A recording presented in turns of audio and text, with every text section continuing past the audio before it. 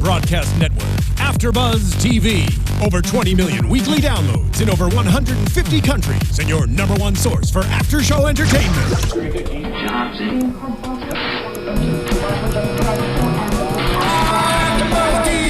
AFTERBUZZ TV, the destination for TV superfans. Producing aftershows for over 300 of your favorite TV shows. Interviewing celebrities and showrunners. And bringing you behind-the-scenes exclusives. All thanks to E! Entertainment's Maria Menounos, producer Kevin Undergaro, and internet leader Akamai. Now, let the buzz begin! It's another episode of Mob Wives.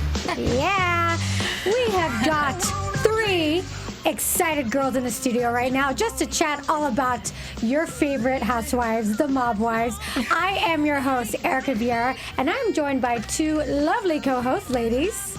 Hi, Erika. I'm Gabrielle Loren. What's up, guys? Thank you all for your social media engagement over the last week because we loved reading your comments. I know these 2 especially, they were all commenting over everybody's stuff, so we appreciate it. And I'm Nicole Brazier, and thanks for watching. We're excited to get into another episode of Mob Wives Season 5. Yes, super excited. Season 5, Episode 2, Drunken Monkey Business. So we are so excited, too. We've got a little bit of a treat ahead for you. We've got the one and only Karen Gravano, who's going to be calling in a little bit. So we're super excited to ask her a bunch of questions. Yes. But before that, let's just get started with the episode. So we see at the top of the episode, we've got Karen and Renee basically talking about Natalie and the whole issue with Natalie, and Natalie being this Twitter troll with Natalie, with Karen, trying to make herself relevant, and the ladies are talking about it here at the beginning of the episode. What do you guys think about that? We kind of get Karen's side to the story in the sense of what happened in the nightclub with the Storm London situation.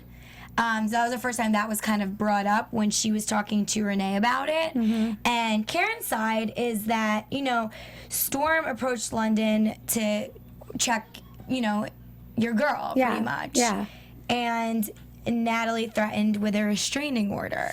That's what was kind of going on. And Karen loves to call Natalie a cop caller. That's kind of the new, I feel like that's like the new delicious. I like Renee's name for her, the crackhead. The crackhead, literally want to crack her head open. Yeah, so there's this mutual agreement amongst Renee and Karen. Basically, they both dislike Natalie. They find her to be a little annoying in their way, cop caller, crackhead, kind of like a meddler. They're both like, hey, we're real, we're the real deal. We're the real Mob Wives. And I think their main issue had to do with the fact that both Drita and Big Ange both seem to be believing in what this Johnny Come Lately has to say. And I think that's at the heart of it. In my opinion, I think that's the main issue, is the fact that, someone like Natalie can come in, and Big Ange and Renee have had a friendship for over 25 years, and she's able to manipulate and stir the pot a little bit, so much so that Big Ange is legitimately upset at Renee. I think Karen legit brings the sense and, loyalty to the situation. She's the voice of reason, I feel like, in this season thus far. Because everything she says and that comes out of her mouth is 100% legit and on point. Mm-hmm. And Natalie, after watching this episode, my God, do I hate her even more than I thought I did. Yeah, and the thing is, I agree with you in the sense that Karen, I am super excited to have Karen back. I think it's refreshing to get her opinion. Whether you love her or hate her, she's a great aspect of the show. Yeah. She's a backbone of the show, and I think there was definitely something a little bit missing when she was gone. And now that she's here, there's a balance in a way. Like, Renee has that counterpoint that she can kind of bounce things off of, that they both have the same values, the same point of view in a way. And and I think they're both in agreement that Natalie sucks, and they're a little bit, I think, peeved at the fact that Drita and Big Ange have taken to her. It really surprises me. These women are so much older than her. Yeah. And they've had these long friendships that they would actually believe this girl. That's what I find. See, that's what I find really interesting, too. So I've got friends that I've had for a long, long time. Yeah. If a new girl comes in and we're all kind of friends or whatever, and then she slowly starts stirring the pot, kind of doing things, I just can't imagine how I would be really hurt if someone like that would come between our friends, and I totally understand where Renee's coming from. Karen, on the other hand, and I'm looking forward to talking to her when she calls in, but you know, she's got a different scenario with Natalie. They've got this weird kind of Twitter war that happened. They haven't even met yet. The boyfriends have met, but Natalie and Karen haven't met, and they already hate each other. So it's a lot of anger, and I just need to understand a little bit more. I mean, we saw Renee go through a hello? lot. She here? We got Karen. her. Hey. This is our surprise, you guys. Karen Gravano's on the line. Hey, Karen. Hi, how are you? Good. How are you doing tonight? Are you out? Oh no, I'm actually at home. I just got done watching the episode of Mob Wives. So did we. And we have tons of questions for you, Karen. And thank you so much for being here with us again. I know you were here in the studio, which was amazing. And thanks for calling in, because we've got a ton of questions and we want to ask you about them. And I know all of our listeners, our viewers on YouTube probably have a million questions too. So the first thing we want to ask you, Karen, and we're just going to get right into it because we know it's late for you on the East Coast and you only have a few minutes, but where does this whole thing, I mean, we know it started on Twitter and you guys had kind of a fight, but really, where did this whole thing between you and Natalie stem from? Why do you think Natalie attacked you, and where did it all come from at the beginning? You know, she was randomly, it had to do with season 4, and she was randomly like going in on Renee, and someone had asked her, why did you call Renee a rat? And then she said she is, and so is Sammy the Bull. And then that's when I came in, like, who are you calling a rat? Why are you involving me in this? And basically, like, honestly, she's like, just starting to talk about my family and all this other stuff. Like, she's crazy and delusional. The girl obviously is obsessed with me because she can't stop talking about me and hasn't stopped social mediaing. Yeah, she thinks that your boyfriend wants to, you know, get in with her. What do you think about that comment, Karen? I don't know if you missed it. Yeah. Okay. She is extremely delusional. It seems like I'm almost thinking the girl's obsessed with me. It's more like she wants to get in with me. My boyfriend would never even associate himself with someone like her. Like, honestly, she's crazy. I don't know if it's drugs or whatever it is, but the girl's brain does not function properly. Her own boyfriend, it's funny because her boyfriend and my boyfriend have the same exact story. And he came up to us at the party and was like, you know, it was all love. So I don't understand how this girl takes this. Every situation she manipulates and tries to turn people against, like me and Renee. So Karen, prior to her saying about the comment about your dad, did she have any interaction with you? Did you guys ever meet, or was that the first time you guys actually ever interacted? Or technically, she wasn't even speaking to you; she was speaking about you. Right. But you guys hadn't talked or anything before that, right? No, never. I never met her, actually. The first time I've ever seen her was at the rooftop party last week when I walked in, and this episode was actually the first time I've ever spoken to her. Karen, what do you think of her 90s throwback wardrobe? Yeah, she does anything for attention. It's sad. Like, the girl wants to talk about people, and like she'll do anything for attention, honestly. And I think I should be honored at this point. Is the reason that, you know, she even needs to come at me so hard is for attention, because no one even cares about her. She's a delusional, dysfunctional person. Well, now, see, you're the main event of this season coming back, and I would say that she's trying to convince everyone that you're the problem. Would you agree? Absolutely. You know, she tried to do that last year with Renee. She tried to do it by starting trouble with Drita. It's just unfortunate that people that we know for over 20-something years can even... Like, it's funny because Ange and Drita are both sitting there saying, don't talk about family, but she don't even have enough respect for them. She's talking like, oh, I have to tell you things about Renee because I want to be friends with you and I respect our friendship, but they're saying don't talk about Karen's family, and she's doing it right to them.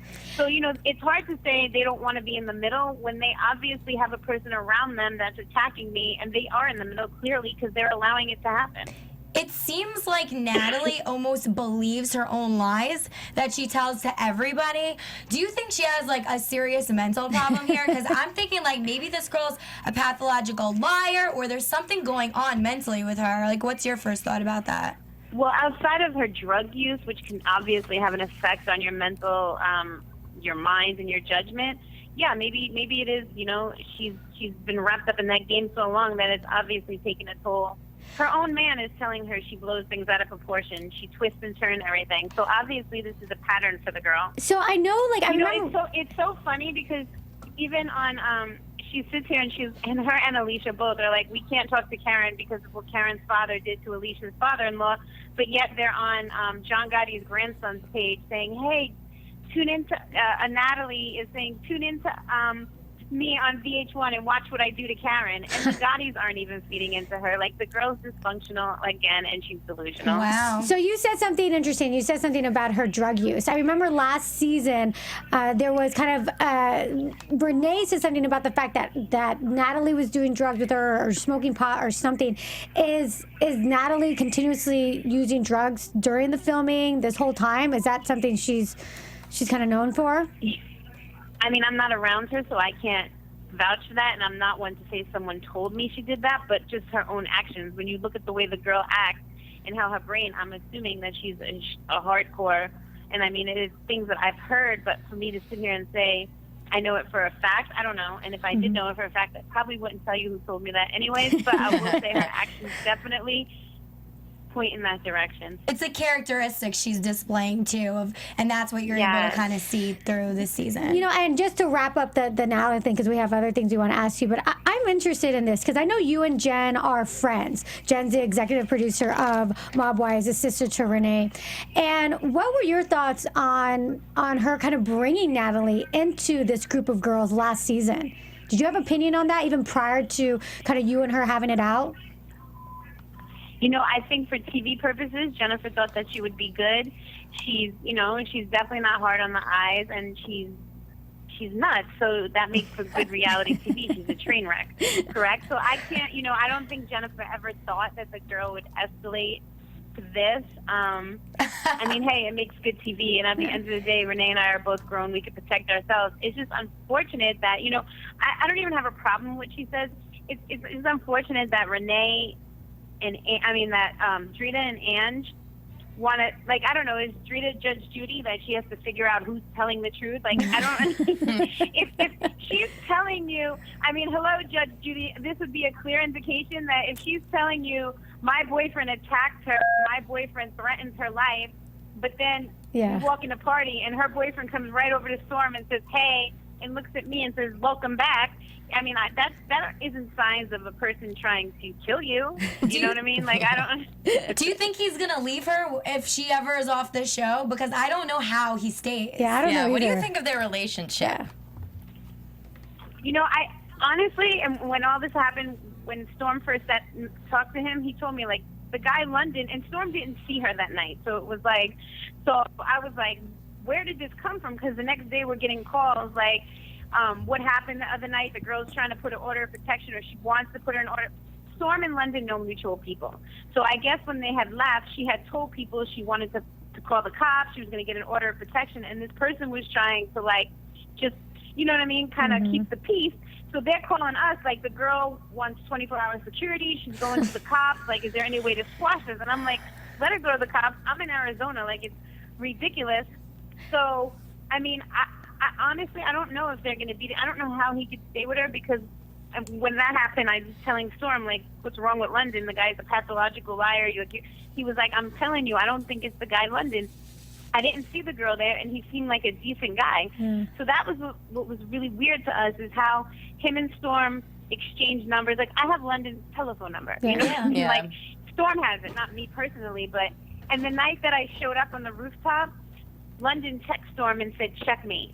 You know what I mean? Yeah. So it was like, they were cool. You know what I mean? I don't understand how it got to this and blown out of proportion like this. But unfortunately, you know, he must love the girl. He's been with her a while, and hopefully she doesn't drag him down with her. Yeah. So speaking of relationships, it was super nice to see Storm in this episode, and I feel like, and I think all of us girls here agree, we really loved seeing him. I felt like in the past, we saw him in the music and a little bit referenced here and there, but I feel like we really got to know him more in this episode, and I really like it. He's a great guy for you, Karen. He's got your back. He has, like, a voice of reason too. Yeah. It's a good situation. Right. No, definitely. I mean, he's a good guy. We're like any other couple. We go through our ups and downs, and you'll see a lot of that play out on the show as well. We had a bumpy road there for a minute. I think it's coming up in next next episode. Yes. But overall, you know, I think more or less relationships are built on trust and the way people treat each other. And he's definitely a person that respects me, and he has my back. And for that, it's like anytime you come through an issue in your relationship, you have to take the good with the bad. And I think he has a lot of good that, you know, I could overlook. Well, some of the things I that could go overlook some on. things, Not everything. but you know, Yeah, and so you guys are still going strong right now? yes, we are. That's good. Good. Yeah, you guys are cute. How many years in the making is this? It's almost 3 years already. It's a long time. That's awesome. Yeah, I felt Yeah. like we saw it play out. We saw when you first met him, and you know, a few years back. So it's nice to see you guys are happy. So you know, Yes. I have one last question, and maybe the other girls too. When we here wrapping up with you, and like I said, thank you so much for being here. So you just watched the episode for the first time, right? This is the first time you've Yes. seen it. So what are your like initial when you watch it? Was there anything you saw that shocked you or you were surprised about? You know, for me, I was definitely shocked at Drita and Ange because they always say, like, we never let Natalie talk. And I see in the episode they did try to shut her down. Mm-hmm. But that was, you know, when we started filming, and that was all the way in August. It is now November, and they're still trying to figure out if they believe Natalie or not. So it's like, I think for me, when you see a person's actions like that, I'm the type of person that, whether I'm best friends with them or not, I'm not going to have someone that I really don't know come and disrespect them like that. And if I were to tell you, listen, if you want to be cool with me, then keep Drita's name out of your mouth, and you didn't, then I wouldn't respect you, because obviously, you know, Natalie, in my opinion, has no respect for Drita and Ange because she just keeps going and going and going. And you'll see that throughout the episode. Yeah. So how is your relationship with the other girls then, being that that's still kind of an issue? You know, I think for me, it's like when you start to really watch and see it unfold, it's disappointing, you know, and I think my suspicions are right, because I can still, I didn't know how badly she talked about me, and when I say it to them, they're like, oh, we would never let her talk about you. She don't bring your name up. You know, I mean, I think Ange just told me this last week. She never brings my name up. But it seems to me like she can't keep my name out of her mouth. Or your And then family's it's like name, for that matter. Yeah. And then it's like she goes on Instagram and Twitter, and it's like she's just, to me, she's just like an insane person, and it's unfortunate that they would associate themselves with someone like that. I just thought they were bigger. Yeah. I mean, as far as me saying, whatever, people make their own decisions. They're grown women, and they, like I said in the episode, if that's who you choose to be around, that's on you. It has nothing to do with me. But just don't let your friend disrespect me, because if you're going to cross that line, then to me, it's like you can't handle your friend, and if it becomes a problem, then it's, you know what I mean, you're going to have to be involved in that, I guess, in some capacity. It seems like Drita is kind of swaying towards your side. I think Drita's eyes opened at the end of this episode a little bit about Natalie's lies, especially when she just starts spitting the craziness out of her mouth. I think you would think that. Yeah. I think you would think that, but we've been filming a lot, and I mean, I'm still confused. We go in an episode, and it's like, you know, you've seen it at the table with Renee. If Drita finds out that Natalie made up that story, she's going to bash her head open. Yeah. I mean, come on. How are you going to find that out? It's not like someone magically is going to say, here's the evidence. Right. You're going to have to figure that out on your own. It's about a person's character trait. And if you can't see this girl's character trait by now, it's just unfortunate. Or maybe you do see it and you choose to not deal with it. I think You know what I mean? she's just a master manipulator. That's what I want to call her, because I she think just so, too. manipulates your friends to think that her way is the right way. Yeah, and she'll keep walking away from you, and you'll keep walking towards her. Clearly. Well, Yeah. Karen, thank Well, you so much It comes for. an episode where we don't walk away from each other. We're definitely on top. Teaser. We can't wait to see Stay tuned that. for that. All right, Karen. Well, thank you so much for calling in. We love talking to you and hearing from you. And you are welcome here at AfterBuzz at any time. Okay, thank you. Thank you. Thanks for Good having me, guys, night. again. Bye. All right. Yeah, she was awesome. I love Karen. She's great. Yeah, she gives a great perspective, and she has a good voice of reason. And like just to kind of just kind of end on that whole topic. Basically, I just think ultimately it's all about Natalie trying to stay relevant, and she knows that her stirring the pot with the big fish, with Renee, with Karen, that's going to keep her relevant, that's going to keep her on the show, and that's going to keep her continuing to be hired and being a part of this whole Mob Wife franchise. And I 100% agree with you, Erika, but I also wonder how Drita and Big Edge can sit at home watching this show while Karen's watching it, see this BS, and not understand what's really going on. Yeah, and they know. I mean, I would hope so at this point. But Karen's still dealing with friendship issues because she doesn't know where their loyalty lies. Yeah. So that's kind of sad. Hopefully, after this end of the season, things will change up. Yeah. I liked Drita and Renee's resolving to a certain extent. Let's talk about that. Yeah. Let's talk about them, coming together and the women, Drita being very open and honest, saying, okay, this is a deal. This is why I'm upset at you. Right. What do you think about that, Nicole? Well, first, I just want to say that last season I was, I thought Renee was crazy, and now I see her from a whole different perspective just in 2 episodes, especially with this whole Natalie and Karen thing.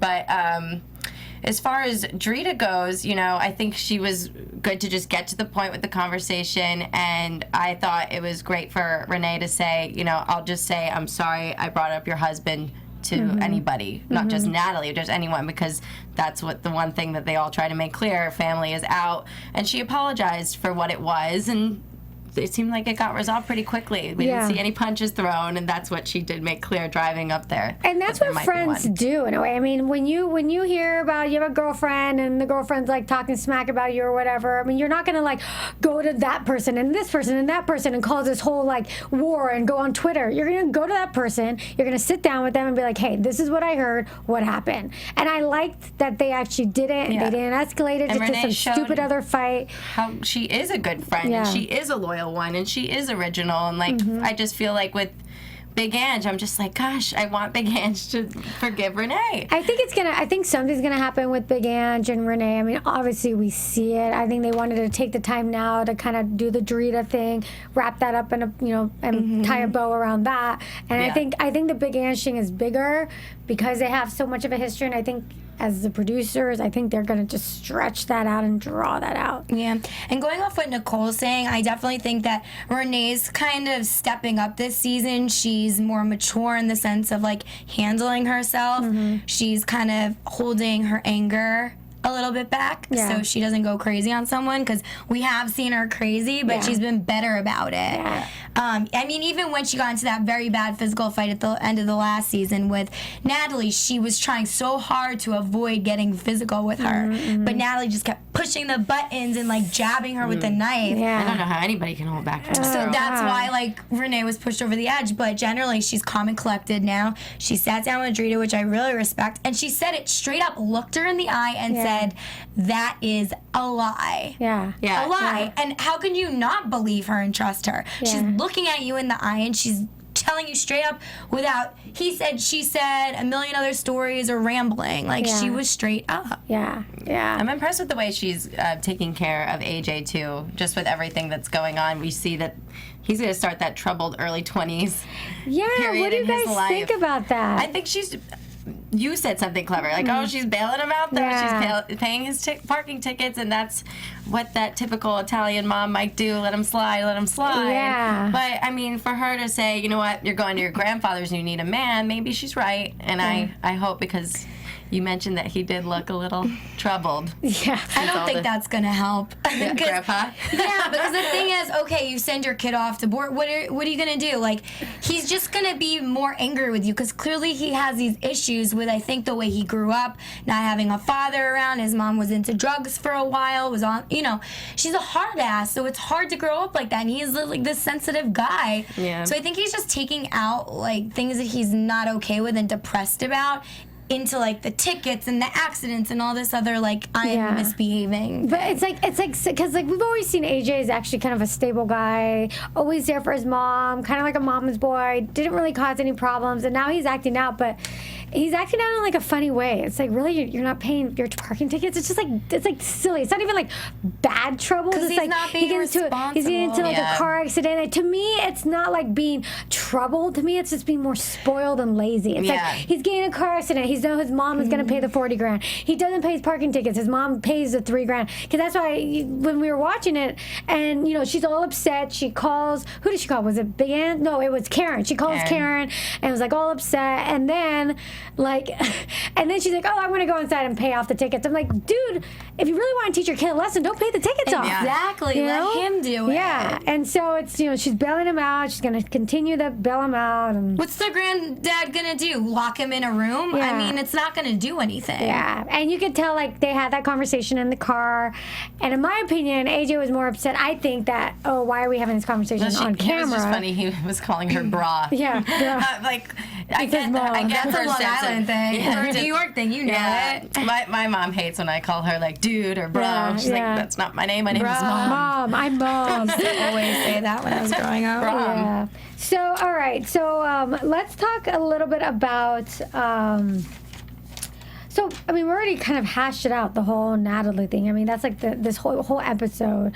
Drita and Natalie, when they got together, maybe. Yeah. So, what did they? Drita gave her the wrong info. Said that London approached her. Yeah, really I know. it was The opposite twist of a story. Yeah, so let's talk about the relationship between Natalie and London. Because the relationship with Natalie and London is really interesting. We see it at the beginning of the episode where Natalie and London are disagreeing about really what went down at the club with Storm. And London, it seems like all he wants to do is not cause issues. He's the one who kind of has the same, I think, opinion as everyone watching. Is like, why are you making such a big freaking deal about nothing? Yeah. You're making like a huge fight really about nothing. And Natalie's like, no, this is everything. And they're doing this, they're doing that.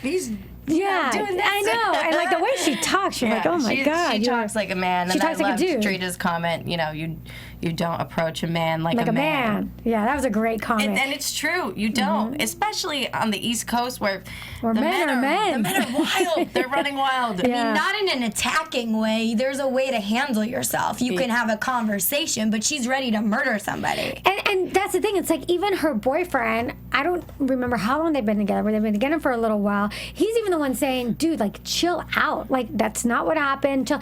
And, well, you don't believe me. You're not on my side. And, we see that play out at the end of the episode where the two of them fight where, London, I didn't know what he was going to do, but he walks right up to Storm and Karen and he shakes their hand and he's like just a like, respectable guy. He's like, that's how people in my life that I know, that's how they kind of interact and talk to people, not walk up to the person and sock them. Right. And, he comes up, he's like, hey, dude, hey, no hard feelings. Yeah, and they say, dude, what's going on with your girl? Like, why is she doing this? And he doesn't confirm or deny. He just says it's not my problem. He said, I can't control her. Like, it's not. And that's pretty sad. Like, that's sad. You need to figure your shit out, honey. Yeah. And then Natalie walks up, and we're all wondering, okay, what the hell is Natalie gonna do? And she walks up with her kind of stink face, looking at them, pissed off, crossing her arms, and then walks away.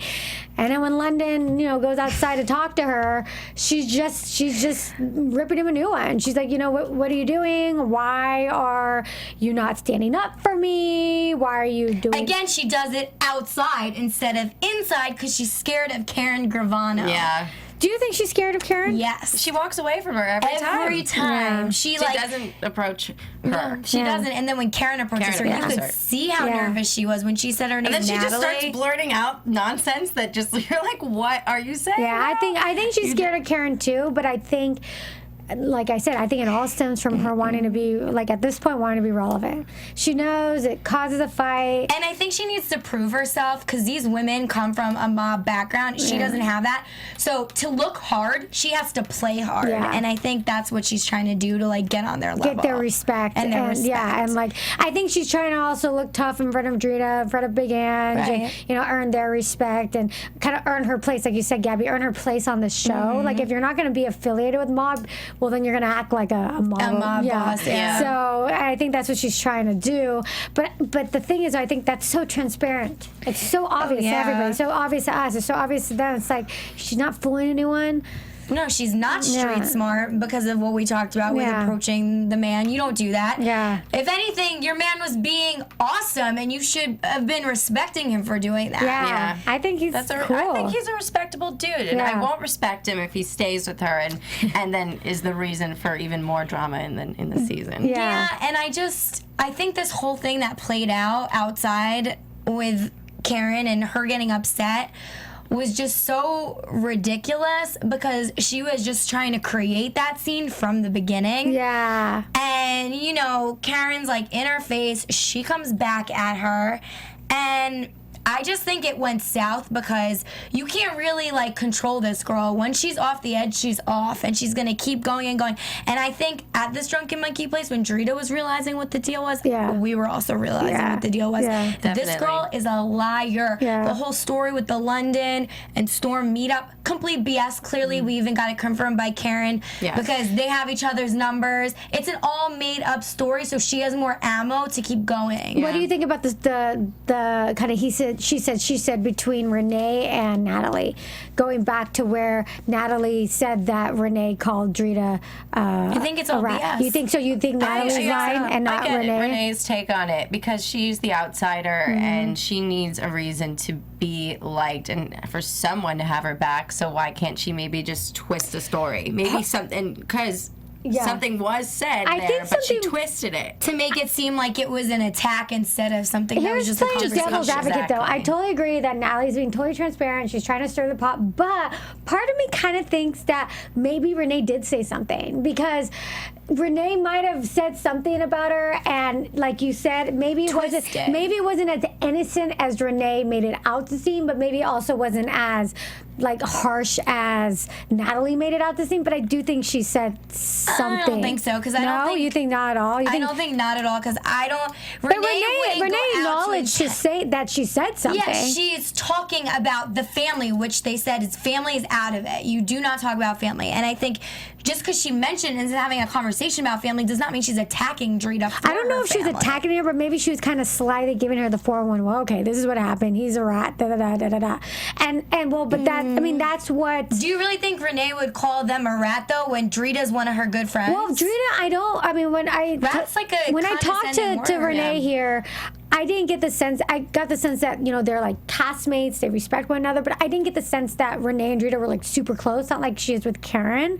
So I wouldn't put it past her to maybe say something. I think Renee told a story and then Natalie ran with it and created like her own story. Right. I mean, if Drita and Renee were able to talk it out, like why can't Big Ange and Renee talk it out? Well, because Renee wasn't hiding anything when she talked to Drita. Yeah. I mean, it didn't seem like it. She did say in the beginning of the conversation, I'm having a little anxiety, but she didn't get to a point where we were like, is she lying? Or is this the old Renee when she's going a little nuts and we don't know if she's like being completely truthful or not? I think she's past that. And what sold me too was how she called Natalie calculating. Her other words were evil and twisted. And I'm like, she's completely accurate. So everything that came out of Renee's mouth, I was siding with because I agree with her. Well, the problem is because Natalie has no credibility because she's been caught in a lie. So how could you believe this girl? Like, everything that comes out of her mouth is completely altered. Mm-hmm. Well, I'm just saying, Renee hasn't been always the most truthful person in the past, too. I don't think Renee is innocent in that she doesn't like gossip. I think she's a gossiper, but I don't think she ever has bad intentions for her close circle of friends. Right. We might catch her realizing later in the season what could have been twisted with the Big Ange and Renee situation by Natalie, and then we'll. And then I feel like all hell will break loose and we're going to see a brawl. Yeah. But, I'm stay tuned. I'm excited to see what unfolds with what Renee might have really said. And, like, maybe she just doesn't know yet. Maybe she hasn't figured out what was twisted, and that's why we can't figure it out ourselves. I don't think they're going to turn the story on her, though. They're not going to do that. Yeah. It's just going to keep getting deeper with Natalie. I think so, too. Well, that's my prediction. Well, and then they throw in a new Natalie, too. So we'll see what happens with that. Yes, excited to talk to them. I think that's pretty much it, ladies. Let's go into predictions. Yes. Okay. No music? Again, no music. What happened to the predictions? Do we not do the music It was about to be the Mob Wives theme song again. Now, you're AFTERBUZZ TV. All right, guys. Who's going first? I'll go first. Whatever. I love this show. I'm so excited. Okay, so third episode. First of all, we see Karen not even flinching in that fight with Natalie. I'm Karen. I'm Natalie. Yeah, she was just like her face towards the end, even when I saw Karen push her, and I think that's in the next episode, and it gets physical. She just doesn't even move. Her face is dead. Natalie's like, I think she's a little scared. Karen, we also see crying with Storm in the room. And Karen alluded to that. Yeah. She alluded, and she gave a little spoiler. I think he may have cheated on her, and she had to figure out if she's going to forgive him or not. And I think she decided, it's been a long relationship. I got to stick by my man. Like, you have to overlook some things every now and then. I think that's what she did. That's my prediction. Okay, well, I'm going to predict that I have two predictions. One prediction is that I think AJ is going to go down. I think both the sons might get into some trouble. AJ and AJ. Yeah, they're both AJs. There's two AJs. And I know I predicted this last week, but I just feel like these boys are going to give these wives more drama to deal with aside with what we're seeing, because really it's just all about Natalie. There needs to be more to the family than the ones that have family backgrounds, and Big Ange and Renee are perfect. So I think that, AJ's have a lot more to come than just parking tickets and babies. And then my second prediction is that I think we're going to see more with London and Natalie go down. That was going to be my prediction. I just think that maybe I just hope that London puts her in her place. Yeah. I really do. And walks the hell away, please. Because we all agree he's a stand-up guy. Yeah. He showed that tonight, and to some extent, does she have him on a leash? Yes, but I think no. She always has to remind him, "You're my man. Yeah. You need to have my." And it's like, no, he's a man. He's a grown man. He's mature enough to understand how immature you are and tell that to the outside people. But he's not mature enough to leave the girl. Right. Yeah. So there's something true. keeping him in. But that's Nicole. That was like my prediction too. The London and Natalie thing. I think we're gonna see that played out a lot more. The other thing too, and this is kind of more of a prediction for like the whole season. I think they're really gonna build up the whole Renee and Big Ange thing. I don't think that's something that's going to resolve like that was with Drita. I think they're going to build that up for a lot of the season, because that's a big deal for Renee and Big Ange to be fighting. And however it's resolved, hopefully I hope it's positive, because it's sad to see a friendship of that long really go down over someone like Natalie. But it'll be interesting to see how it's resolved. But I predict that they're going to really stretch that out throughout the season. Do we see Victoria next episode? Next episode. Yeah. Oh yeah, forgot about that. Anyone want to predict that one? I just don't know how she is going to help that situation. I think she's gonna put her word in about maybe thinking like Renee's this bad person and influence Ange to keep her rift. I think what they're gonna do is I think the producers are gonna provide her with a piece of information that she's gonna drop on them, and the information might be in favor of Big Ange continuing to be upset at Renee or something like that. So we'll see. All right, guys. So where can everybody find you? You can find me at Nicole Brazier on Twitter and Instagram. You can also look to Real TV Films on YouTube for my red carpet coverage. You guys can find me on Instagram at GabbyLO87 and FitFabDaily. Twitter, Gabrielle_Loren, and Red Carpet 101, and Main Event usually on Wednesday nights, but not tonight. And I am your host, Erika Vieira. You can find me on my new website, beautyandthevlog.com, and my YouTube channel, beautyandthevlogtv.com. And for those of you guys watching us on YouTube, thank you so much for all your comments. Like Gabby said at the beginning of the episode, we love them. Keep the conversation going. This is a hot and spicy show, and we've got hot and spicy listeners and viewers, and we love hearing what you have to say while you're at it. Like the video as well. All right, guys, thank you so much. Bye. From executive producers Maria Menounos, Kevin Undergaro, Phil Svitek, and the entire AfterBuzz TV staff, we would like to thank you for listening to the AfterBuzz TV network. To watch or listen to other after shows and post comments or questions, be sure to visit AfterBuzzTV.com. I'm Sir Richard Wentworth, and this has been a presentation of AfterBuzz TV. Buzz you later, bitches. The views expressed herein are those of the hosts only and do not necessarily reflect the views of AfterBuzz TV or its owners or principals.